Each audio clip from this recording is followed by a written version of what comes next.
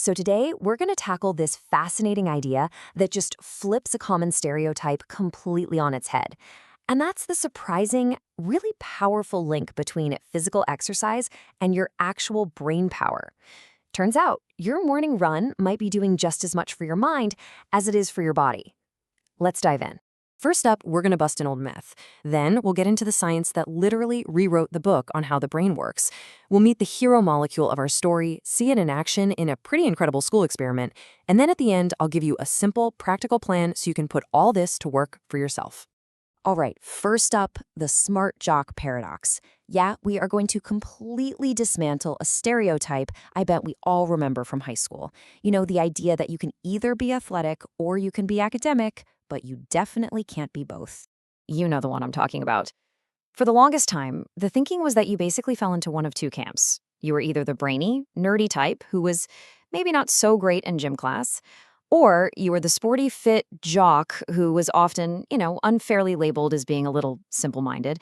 It was a total either-or situation. But what if that entire idea is just wrong?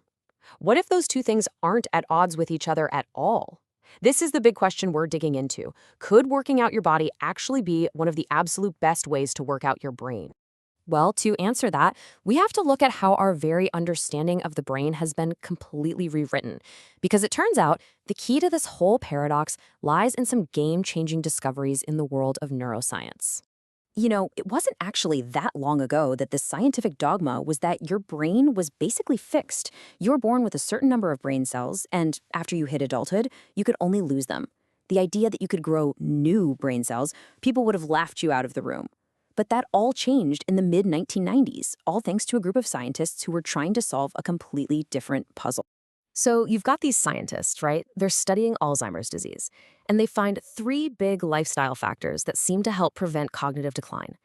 Now, the first two made total sense. Keep learning new things and believe in your own ability to achieve your goals. But that third one, whoa, it was a total surprise. Physical exercise. And that led to the big question. How on earth could moving your body possibly protect and maybe even grow your brain? This discovery just blew the doors open on a whole new field of research. Scientists were scrambling to figure out what was happening inside the brain when we exercise. So now, let's get into the nitty-gritty and meet your brain's secret weapon, its very own fertilizer. So one of these pioneering scientists, a guy named Carl Kottmann, he decides to test this out in his lab. He gets a bunch of mice running on wheels for a couple of weeks. Simple enough. But when he examined their brains afterwards, the results were absolutely stunning. The running mice had physically larger brains in key areas compared to the mice that just sat around. Now, what's really interesting is where that growth happened. As you can see highlighted here, the cortex, which is our hub for long-term memory, it was thicker. And the hippocampus, that area shown in orange, which is the absolute command center for learning and short-term memory, it was bigger. This was the first real concrete proof. Exercise was physically changing the brain's structure in the exact places that are most critical for thinking. And this discovery really forces us to rethink what the brain is even for. We like to think its main job is, deep thoughts or solving complex math problems. But from an evolutionary standpoint, that's not it. The primary reason we evolved these incredible, complex brains was to manage incredibly complex movement. And if you need a really dramatic, kind of weird example, look no further than the sea squirt. This is a tiny marine animal, and it's born with a simple brain. It swims around until it finds a good spot on a rock where it's going to spend the rest of its life, and the moment it attaches itself for good and stops moving, it digests its own brain for energy. Why? Because if you're not moving, you don't need a brain. It's the ultimate use it or lose it principle in action. So, what is this magical ingredient that connects our movement to our brain's growth? Well, it's a protein called BDNF, which stands for Brain-Derived Neurotrophic Factor. This stuff is the absolute star of our show today. It's this powerful substance that acts like a catalyst, sparking the growth of brand new brain cells and making the connections between the ones you already have much stronger. And honestly, this is the best possible analogy for what BDNF does. Just like fertilizer gives a plant all the nutrients it needs to grow strong and healthy, BDNF nourishes your brain cells. It helps them flourish and build new connections. So the bottom line is simple.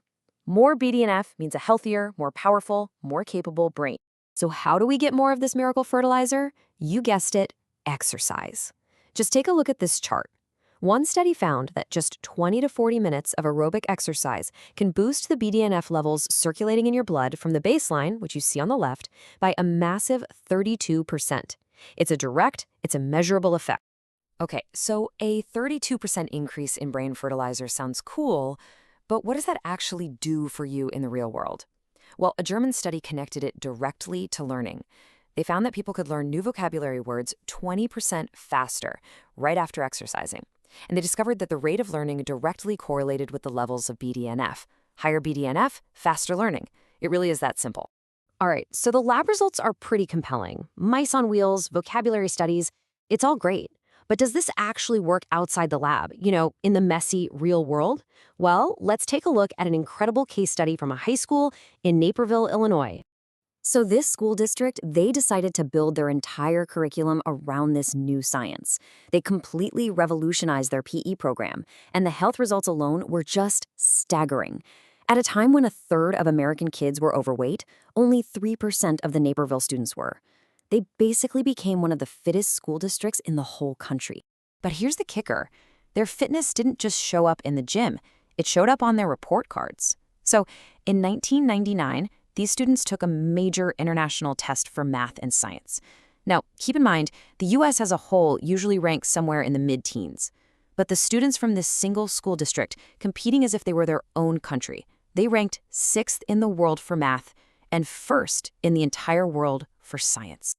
So what was their secret sauce? They didn't just see PE as a way to burn off energy. They called their early morning class Learning Readiness PE. The entire point of the class was to use exercise to prime the students' brains, to boost their focus, improve their mood, and fire up all that BDNF, right before they walked into their toughest academic classes. The evidence is pretty overwhelming. So now, for the big question, how can you and I actually apply all this to our own lives? Let's build your personal action plan. Okay, here are the 4 key steps. First, you want to focus on high-intensity aerobic exercise. Think running, cycling, even dancing, anything that gets your heart rate up. Second, aim for about 20 to 40 minutes a day. Third, and this is crucial, timing is everything. Exercise before you need to learn or focus. And fourth, the benefits last for a few hours, so think about breaking it up, maybe 20 minutes in the morning and then a couple of 5-minute bursts later on to keep your brain primed all day. Now, let's be crystal clear about what this means. Going for a run isn't going to magically turn you into a genius overnight. But what it will do is put your brain into its absolute optimal state for learning. It improves its fundamental ability to absorb, process, and store new information. You still have to do the work, of course, but exercise makes that work so much easier. So the science is in. A short workout is one of the most powerful things you can do for your mind. It gives you the potential. It hands you the key.